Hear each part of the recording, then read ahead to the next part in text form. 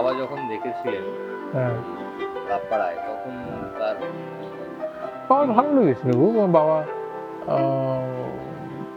ওই প্রিন্ট আউটটা দেখার আগে বলছেন যে তুই কমিক্স নিয়ে কীভাবে সার্ভাইভ করছিস, বাবা একটু সার্ভাইভ করবি এটা নিয়ে। কারণ এখন যেমন কমিক্স নিয়ে একটু হইচই কাজ হচ্ছে, হচ্ছে।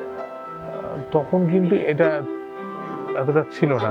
না, আর সত্যি কথা বলতে কি 90s-এর শেষের দিক থেকে আমাদের প্রকাশনার যে ছাপার যে প্রকৌশল, মানে এই পাবলিশিং ইন্ডাস্ট্রিতে একটা বিপ্লব হয়ে গেছে, যেটা কিন্তু আগে 90s ছিল না। বাবার একটা চিন্তা ছিল যে কমিক স্ট্রিপ করে কতটা কি করতে করবি, দেখি পেন্টিং কি একেবারেই করবে না, কোনো জোর করেনি। তো প্রিন্ট আউটগুলো দেখে গল্পটা পড়ে বাবা মনে হয়েছিল হ্যাঁ এইটার ভবিষ্যৎ আছে। এটা বাবা আমাকে বলেছে।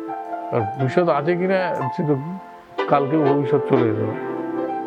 হ্যাঁ, কিছুই সমস্ত কিছু আনপ্রেডিক্টেবল, কিছু বলা যায় না।